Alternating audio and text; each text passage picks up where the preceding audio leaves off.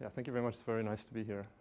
So this talk today goes over some of my PhD research being done at the University of Stuttgart with my advisor, Jonas Kuhn, and I'll describe some collaborative work, recent work with Jonathan Brandt from Tel Aviv. Okay. So as suggested by the title, the main topic of the talk is semantic parsing, which is a topic that I realize many people here work on, which is part of the reason why I'm very excited to be here. And I want to start by saying a few high-level things about this task and to try to place it within a broader approach to doing natural language understanding, to develop some intuitions for the type of work that we're doing in Stuttgart here. Okay, so first, what is the task? Task is we want to map or translate text to formal meaning representations here. So as a starting example, we have this text here, find an article with no more than 2 authors.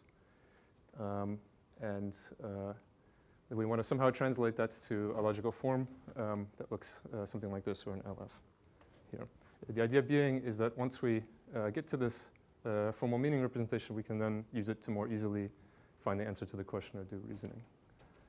And I see that actually the citations are missing here. This is from Jonathan Brandt's paper from last year. I hope that the citations are not missing throughout. I apologize for that if so.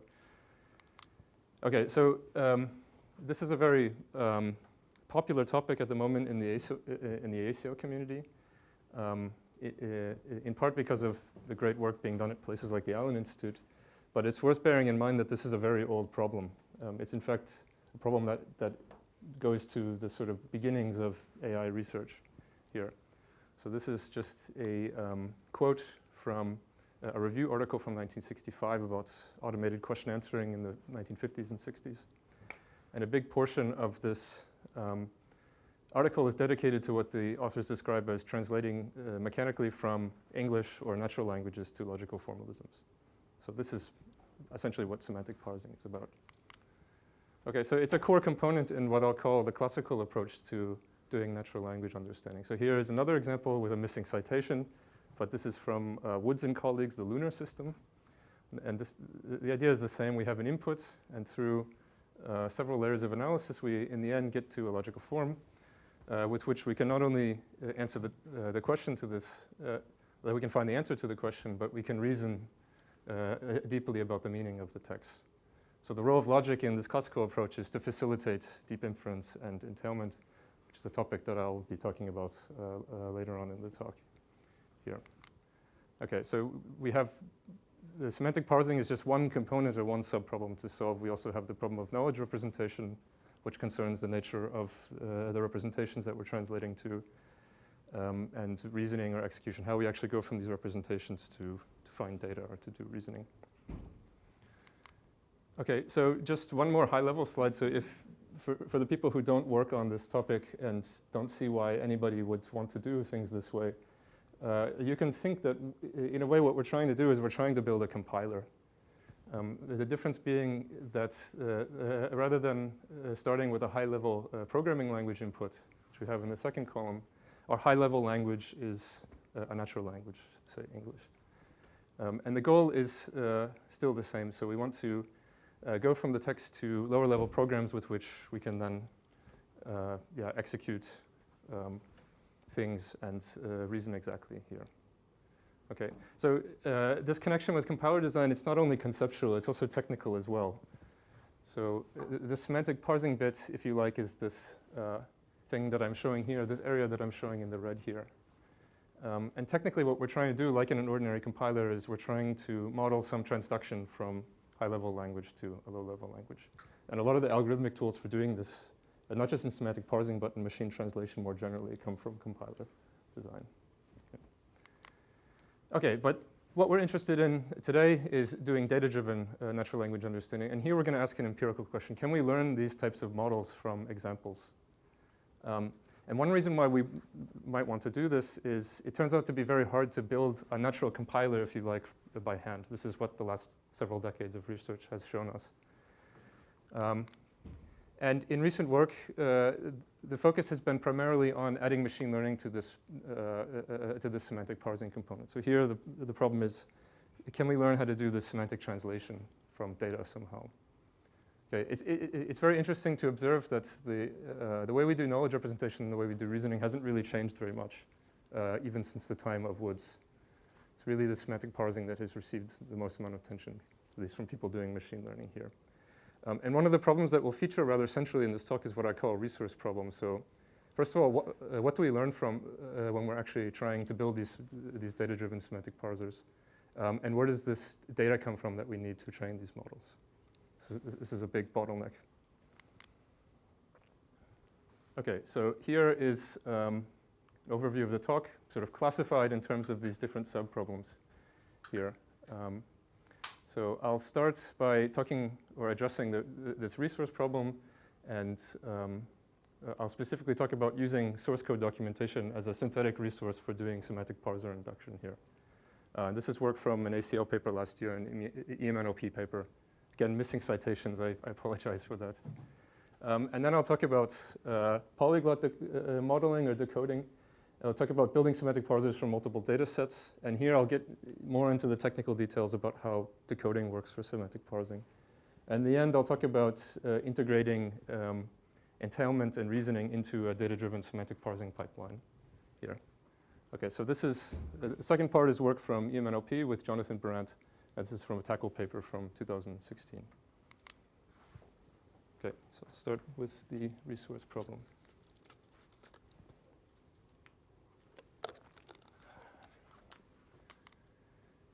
Okay, so when we do data-driven semantic parsing, the first question is, what do we actually learn from? Okay, so again, the goal is we have an input. This is from the GeoQuery, the benchmark data set that will come up throughout the talk. We have an input X, and we want to translate it to this output Z here. Okay, so how do we actually do this learning? What data do we assume that we're learning from? So one paradigm, which has become particularly popular recently because of sequence-to-sequence modeling, is this paradigm sometimes referred to as learning from logical forms. So what we'll assume is that we have a data set which consists of example inputs and example outputs. Here, the outputs are the logical forms here. And it's common to study this problem independent of the other semantic issues that I discussed already here. So to be more concrete, the resource problem is how do we find the parallel data, these text and meaning representation pairs, to actually train these models. And there's really a lack of resources in the work that people are doing now. Okay, so the first idea is using source code documentation as a synthetic resource for building parallel data sets. So here is an example from the Java standard library. We have in the red a high-level description of a function, and on the bottom we have a function signature representation. I'll define what these are in the next few slides, and then we have some implementation here. Okay, so the big idea, which is becoming more and more popular nowadays in NLP, is we can think of a source code library as a kind of parallel corpus, where we have text on the one hand and these code representations, which in a semantic parsing context you might think of as being a kind of proxy for a logical form. Okay. So I'll just make a few rather obvious observations about the data, this type of data, and the consequences of thinking of these of source code as a parallel corpus. So there's usually a very tight coupling between high-level text and code. So it's very easy to extract these data sets automatically here. So on the left, I have an example from Java. On the right, I have an example from Lisp. Throughout the talk, we'll be talking about function documentation. So these will be short sentence descriptions of functions with function signature representations. These are like header-like representations here. So this will include information about, for example, the namespace, the return value, the name of the function, the name of the arguments with types, and so on here. Okay, so this is the kind of parallel data that we might get from these types of resources. Second observation, very obvious, is that there are many programming languages, so there are many different data sets that we can build. And each programming language has different conventions in terms of how it represents things, so it creates new challenges here. In the first column, we have object-oriented languages. Second column, have functional languages. And there's also a lot of non-English documentation out there in the world. So we can pretty easily get documentation in other languages besides English. So here are examples. The PHP standard library is documented in, I think, 7 or 8 different languages. Okay, and beyond these raw pairs of function descriptions and code, or class descriptions and code, there's a lot of structured and semi-structured information that's encoded inside of these libraries, which we can exploit for doing machine learning here. I'll talk more about that. Okay, so when we started, this is from ACL last year. We started by extracting standard library documentation for 9 or so programming languages across the 7 natural languages here. This is a bit outdated, but the first column shows what these languages are. And you can see the number of pairs. And the last column shows what these actual pairs look like in a kind of conventionalized form. So one thing to point out here is that if you look at this GeoQuery dataset that I already mentioned on the bottom, GeoQuery is very small, even relative to these new datasets we have here. We also started mining open source Python projects from primarily GitHub here. And this was part of an effort to look at doing code retrieval and automated question answering.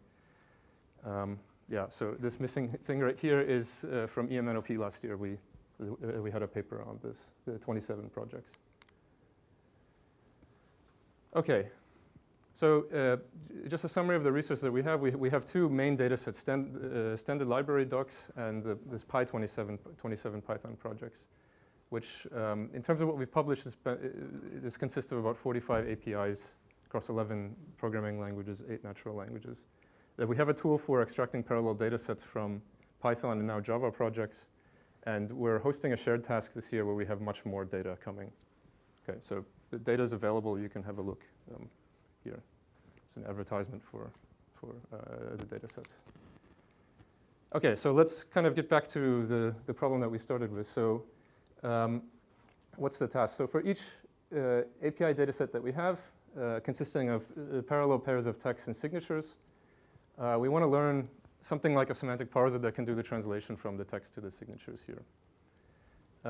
And one thing to mention is that in the way that we're first doing experiments, we'll assume that for each API there's a finite signature space, so a finite translation space, because we can only translate to valid functions or defined functions. This is something that I'll try to motivate in a few slides here.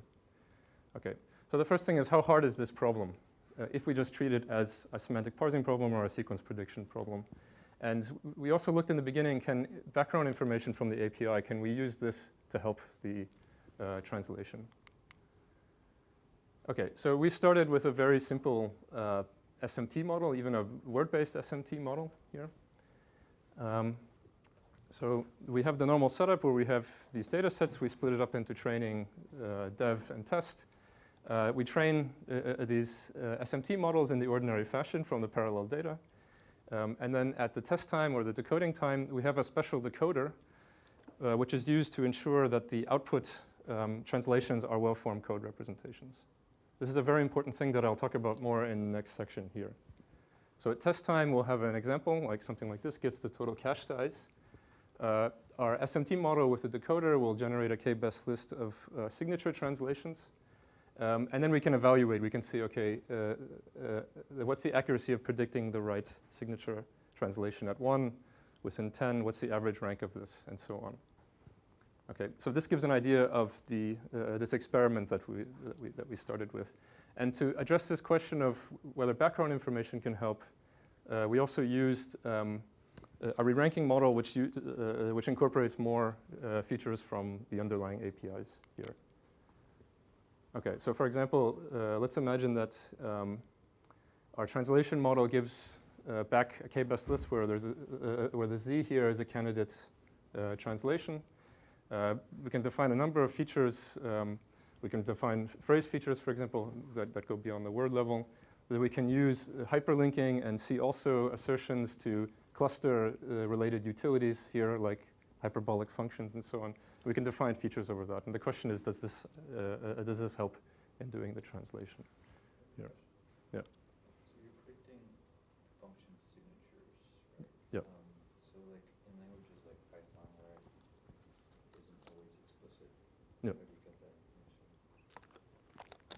So you mean types and things like that. So we just don't put anything.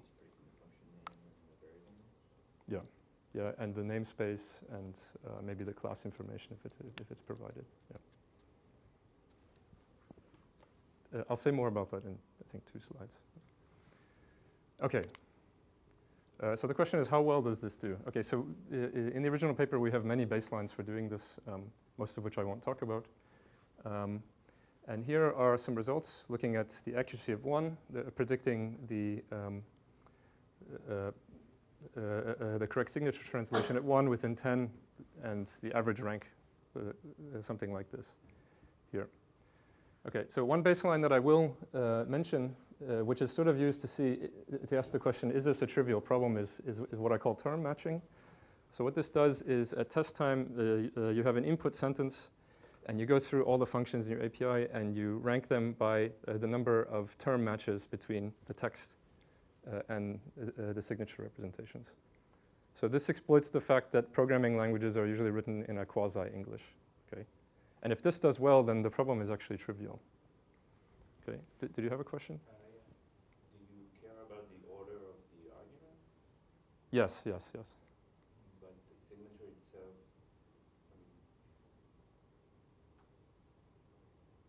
Yeah, so the evaluation is we're doing an exact match, and we're making the assumption that we know basically all of the signatures from the API because it's just a finite set. Okay, so we're predicting within this finite set.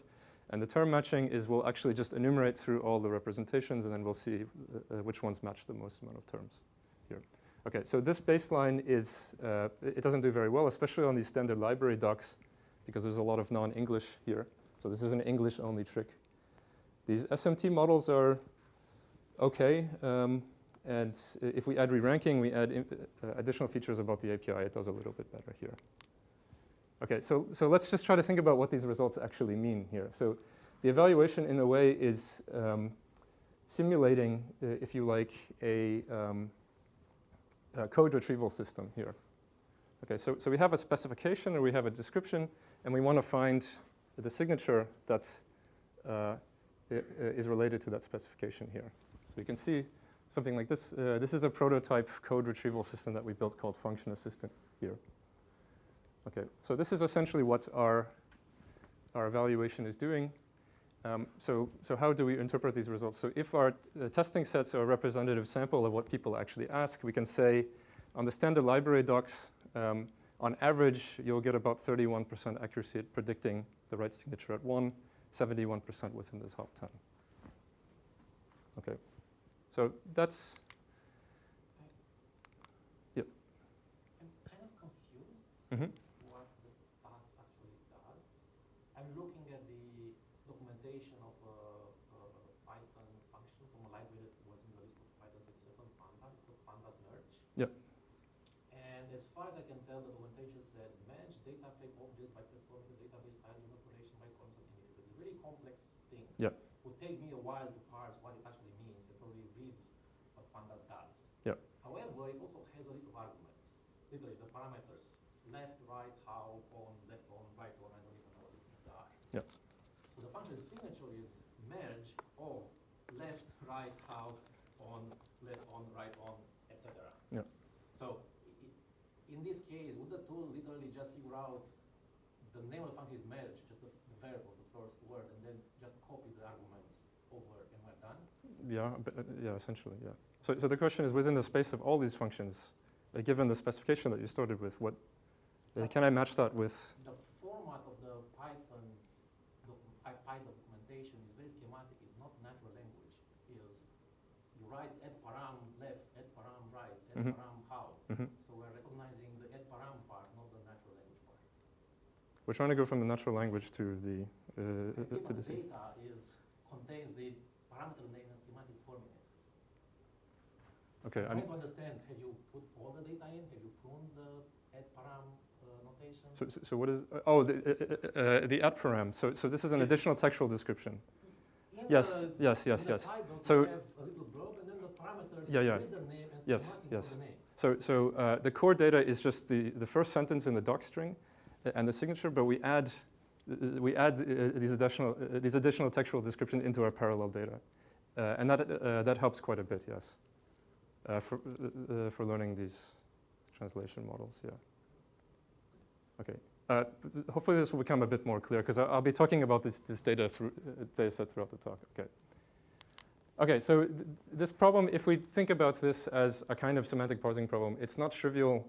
For sure, the translation models do okay, but there's quite a bit of room for improvement here.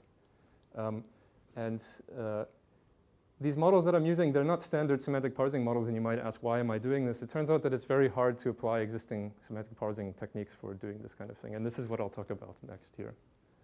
Okay, but I just want to say that it's worth pointing out that I'm talking about this as a semantic parsing task, but these signatures are not real logical forms. This is an important point to make. But nonetheless, they are formal representations that we can formalize more, and we can define a semantics for these representations here. And one way of doing this is just defining some translation into, say, classical logic, something like I have here. We have a recent technical note about this here.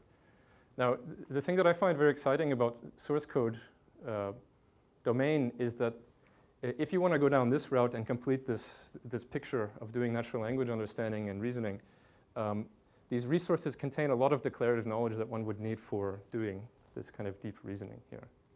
Okay, so I think this is a very interesting domain, and we can think of a source code library not only as a parallel data set, but also as a kind of knowledge base. Yeah. Is this example automated, or is this an example that you translated to logic by hand? This is automated. So essentially what it does is it maps certain constructs in the signature representation to predicates that in principle you could then use for doing reasoning. Yeah. That's the basic idea. Okay, so that's the resource issue. Are there any more questions about the task? Yeah. Are you ranking existing signatures, or are you generating the signatures? So, yeah, again, the assumption is that we know the full space of signatures because there's only a finite number of functions, say. So we're essentially ranking within this finite space of what we know. Yeah. And is it possible that there are multiple signatures that are valid for a given? Yeah. And this is something that we can't yet account for. Yeah. But are you, can you generate something that's not in the initial set by like combining pieces of the initial set in different ways? You could, yes. So it's not just ranking from the whole set. It's like you can't produce identifiers that aren't in the set, but you can produce new signatures that aren't in the set. You could if you want, depending on how you control your decoder. I'll talk about this now. Okay. So hopefully what comes next will clear up some of these issues. Okay. So, right. So now let's move on to the next topic. So if we think about how we usually do semantic parsing, we have a parallel data set. In this code case, we have English PHP, English Lisp, etc. And we build individual models for these different parallel data sets that we have here. Okay. Now, there's also a resource problem here that these software data sets are still pretty small, and it's very unlikely that we're going to get certain types of parallel data that we might want. So if we don't already have a German version of the Haskell standard library, we're unlikely to get it unless somebody actually does the work to do this. So this is still a kind of resource problem as well. And it's particularly acute in the software domain. So we've mined hundreds of projects in Python and Java. And here it just shows the number of documented functions and the frequency that we find. The majority of projects have about 0 to 500 documented functions here. Okay, and these are not arbitrary projects. These are projects on GitHub with high stars. Okay, so this is a really big problem here. So one idea that we had is what if we just take all of our data, concatenate it together, and train one model with shared parameters. And this is an idea that Jonathan Brandt has worked on last year. This is the missing citation here. And the intuition is that we can sort of capture a lot of the redundancy, and in the end learn more robust models. But what we can also do is we can translate between languages that we haven't observed yet here. So the goal is we can build a polyglot translator to translate from any natural language that we have some initial data for, and any programming language here. And the research questions are, does this help learn better translations when we then target it to specific APIs? And can we do zero-shot translation as people are now doing in MT? So can we translate between unobserved language pairs like German and Haskell? Here. So the challenge is we want to build a polyglot decoder that allows us to do this crossing. And there's a few constraints that are important. So we want to ensure that the code output is well-formed. Okay. This is a big problem that we have to control for, not just in this case, but in semantic parsing more generally. And there was a citation here from the Allen Institute. I know people here are thinking about this type of thing. And we want to be able to translate to target APIs kind of on demand. That's the task here. OK, so the way that we did this is we have a graph-based approach. And this approach, again, exploits the fact that we're predicting within a finite translation space. So what we can do is we can take all of our signature representations for all of the APIs that we have and compile it into a directed acyclic graph here. So this is an example graph. Each path in the graph is a valid signature translation, if you like. Okay, and we'll add a special trick. So we'll prepend an artificial token in the beginning, which will identify the programming language or the project from which these signatures are drawn from. Okay, so we have 2C here, and everything to the right of that is going to be representation in C, and to closure, everything after that is going to be representation in Lisp closure. Okay, so the decoding problem is, imagine that we've built this graph. Given an input x, say the ceiling of a number, we want to find the path within this graph, which is a good translation of this input. Okay, and we can solve this using a variant of the single source shortest path problem for DAGs, which is a standard problem in graph theory and dynamic programming. I'll say how this works in the next slide here. Okay, so in the general case, for this single source shortest path problem, we assume that we have a DAG here, which I've already described roughly how we create it. We need some weight function, and we start at some unique source node with some initial score here. And the way that it works is we enumerate through the nodes in sorted order. And for each node, we want to find the incoming labeled edge, which minimizes this recurrence here. Okay, and this is the score of the incoming node plus the weight of the incoming edge, labeled edge here. This is basically how this algorithm works. Okay, so in our case, we have a static graph. We also have an input that we want to translate. What we don't have is a static weight function here, or this W right here. So the trick that we're going to do is we can replace this weight function with a translation model. And what this will do is it will dynamically create edge weights that in some way reflect the translation of our input given the labels on the edges that we're encountering during the ordinary shortest path search. Okay, this is the basic idea. And we can define any translation model we want. So in the paper, we looked at using these classical SMT models. Then we also looked at using kind of vanilla sequence-to-sequence models. So I can describe how this works for these sequence-to-sequence models here. It's much easier than in the other case. Okay, so the idea is the same. Let's imagine that we have our encoder-decoder model that we trained on the parallel data in the ordinary fashion. We have our input here, and the search is still the same. We start from an initial source. We go through in sorted order, and then we use our ordinary decoder scoring function here for each edge in place of this W right here. Okay. Now, computing this requires having some memory of the sequence that came before, so we just add in some additional data structure, which will store the state of the decoder at each point. That's the basic idea. Okay, so with this model, we can do polyglot decoding and the monolingual decoding, so we can decode to multiple languages, we can decode to a single language. The difference is what our input data is, but also the starting point in doing this shortest path search, basically. So the, yeah. Sorry, can we back up just a minute? Sure. So by training normally, you mean trained without any kind of constraints on decoding at training time? You could do that. You could also add constraints, yeah. But you're training it just without any constraints in this? So in this, when we train, we do add some constraints about what the possible transitions are for each token in the output. Yeah, but that doesn't always help actually. Yeah. And then this RNN state means I'm going to take I just picked an edge in the graph, and I'm going to take that edge and feed it as input to the decoder, and use that to update my decoder state. Is that what's going on? No, so you have your input, right? X. You run it through your encoder in the ordinary fashion, and then of course you use that for predicting the next labeled edge, and then whatever Z basically minimizes this. We take the state of the decoder at this state and put it at that node. Okay. Yeah.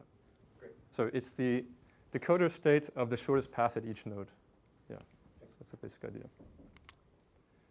Okay, yeah, so we can do the monolingual decoding, polyglot decoding. We can just run our decoder for inputs and let it decide what language it wants to translate to. So for example, this is kind of fun to do and to look at the output. So we might have a Spanish input that was originally from the PHP dataset. We can just run the decoder and it can translate it to Java enclosure, even though we didn't have an initial Spanish Java closure dataset here. So doing zero-shot translation follows rather straightforwardly from this kind of thing. So this is for translating between different unobserved programming languages. This is for just an example, trying to figure out the equivalences between how this description is implemented in these different projects here. Okay, so going back to this idea of then doing reasoning on these, you could use natural language in this case as a kind of vehicle for extracting declarative knowledge about the equivalences between different functions across projects.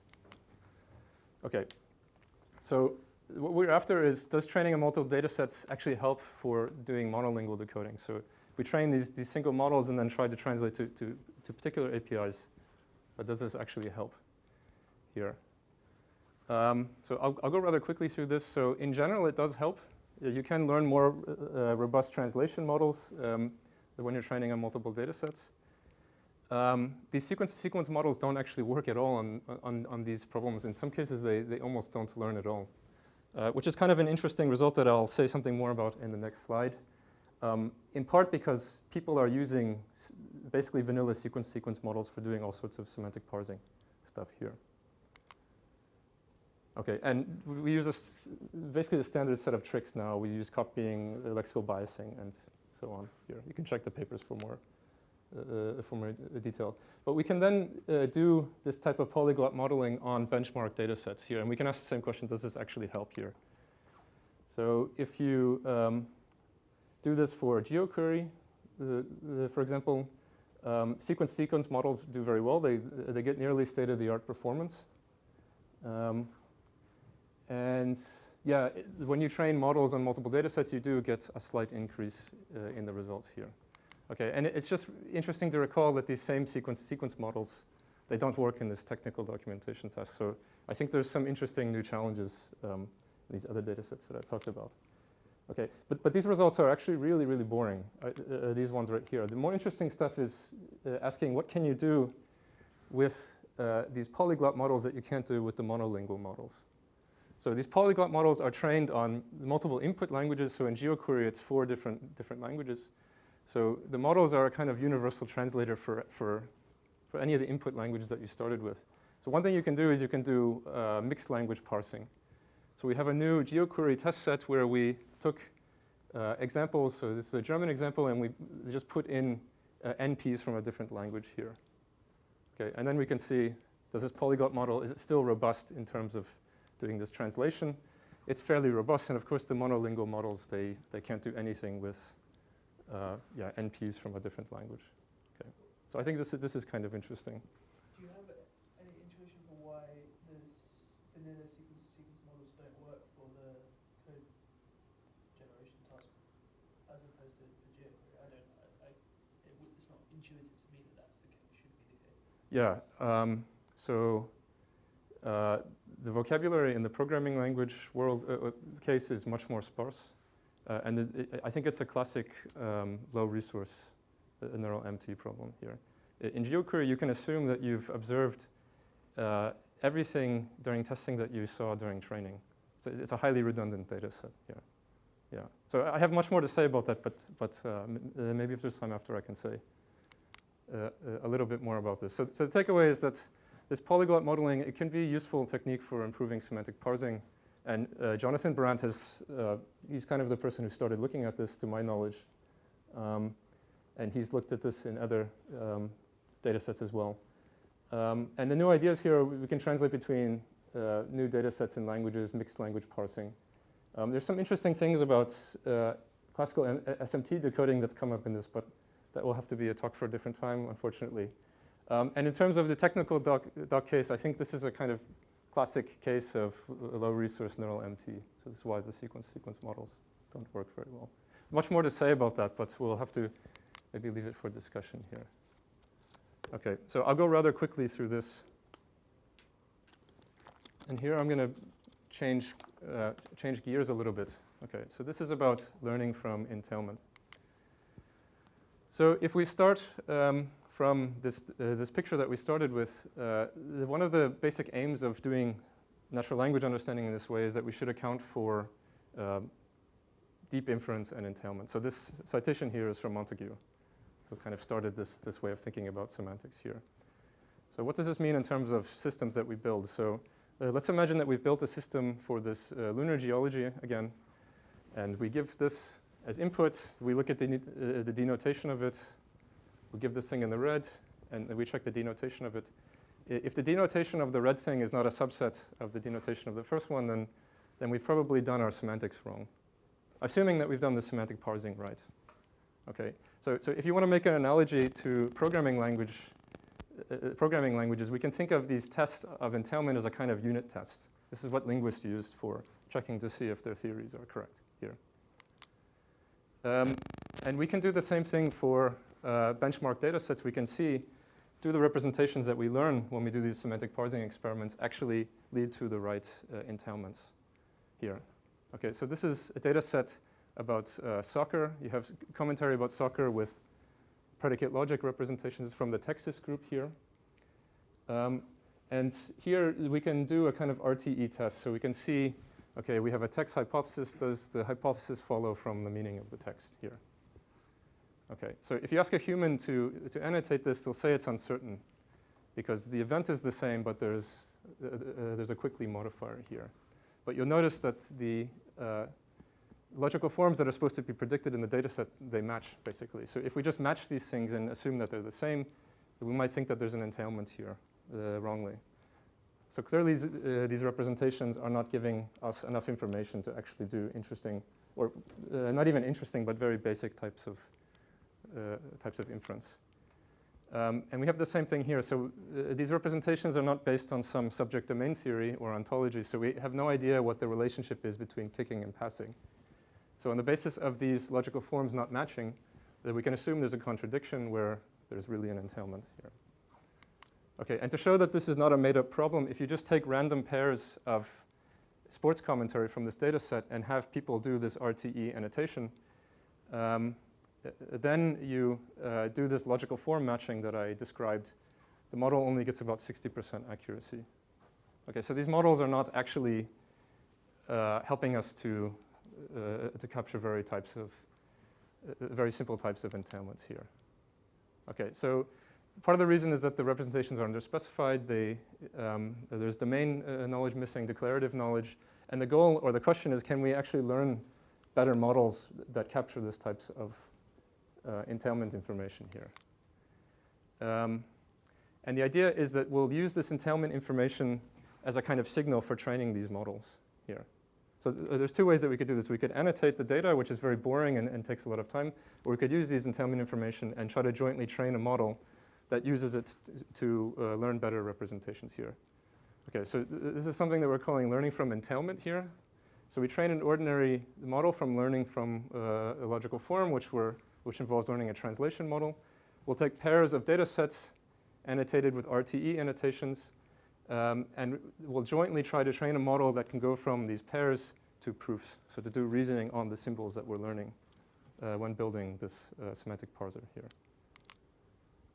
Okay, so this is roughly how this looks. So we'll augment our data set, as I said, with these pairs. So we have a T and an H here. We have a entailment annotation here. And what we want to learn with the help of some logical calculus is some latent proof that gets us from these pairs to these entailments here. Okay, so I'll explain, or I'll make a reference to what this calculus actually does. But the basic idea is we could reason, the model could reason within a big space of proofs that, okay, if you're passing to pink 1, you're kicking. The uncertainty comes at the point of this quickly here. And that quickly uncertainty basically propagates up. So if we're passing to pink 1, it doesn't follow that we're quickly kicking. We could have slowly kicked. This propagates up to get us to this uncertain inference here. Okay, so we're forcing the model to do reasoning and to essentially find holes in its analysis. And in the end, we can learn some of this declarative knowledge here, and we can learn, for example, the semantics of the modifiers here. That's the basic idea. Okay, so this is work. Again, the citations are missing, but this is work we did in 2015, 2016. So before sequence-to-sequence models came on the scene in semantic parsing, people were using primarily grammar-based approaches and syntax-based MT approaches. So the basic idea is you have your parallel data set here, text and the representations. You have some rule extraction technique that you use, and this will give you a semantic parser. And the idea is that with the semantic parser, for any input, you get a huge space of derivations. And this space is very big and it overgenerates. So some of these representations are good representations in that they map to the right semantic representations. Some of these are bad. They're inconsistent with the labels. Some of them are correct, but they have the wrong internal structure. And the idea is that learning, in this case, is really a grammatical inference task. So for a given input within the space, within this very large space of derivations, we want to find the right derivations that get us to the correct representations here. Okay, so the way that we did this is you have a text, you have some probabilistic parser at time t. You run this parser, you get a big set of derivations. You check which ones are consistent with the annotations. And then you simply kick out the ones that are bad and do updates on the ones that are good. Okay, so we define some very simple EM bootstrapping approach for doing this. Okay, and I won't say much about how this logic works. It's based on the natural logic calculus that has a long tradition, but the one that was used at Stanford for doing RTE here. And the idea is the same. So these proofs can be expressed as probabilistic rewrite rules in a PCFG. Okay, and the idea is exactly the same. We have these pairs. There's some alignment that goes on. With this alignment, you generate this huge space of proofs. You check the ones that are consistent with the entailment information. You kick out the other ones, and you do updates. Okay, so we can solve all of these problems within a single generative model, basically. Okay. So by doing this, you can learn better internal representations here. So if you look at the representation for this before you start doing entailment modeling, you have these modifiers that you don't know what to do with. They get stuck to things. And this actually makes the learning less robust. When you add entailment information, you're learning about very general semantic properties of these modifiers here. So you can learn that under pressure is forward entailing or something like this. And from these trees, you can also extract a lot of the declarative knowledge here. So these are examples of modifiers. So if you're doing something beautifully, then it entails that you're doing something. It doesn't go the other way around. If you're getting something, that's the same as doing whatever this thing X is. And the get doesn't really have any semantics in terms of entailment and so on. We can learn things like the pink team and purple 9 don't intersect.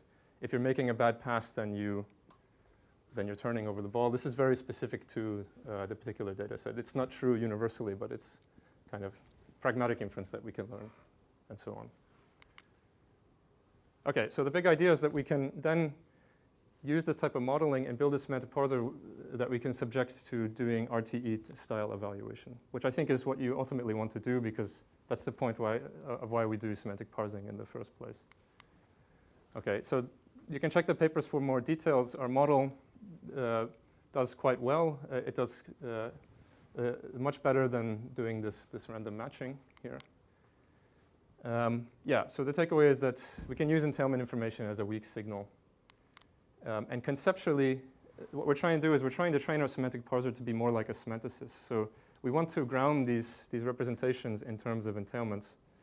And what we're doing is we're working from the entailments back to judgments about the representations, which is sort of what a semanticist does when he or she is building these types of representation. Okay, that was fairly quick, but that's the rough idea there. I'll now go to conclusions.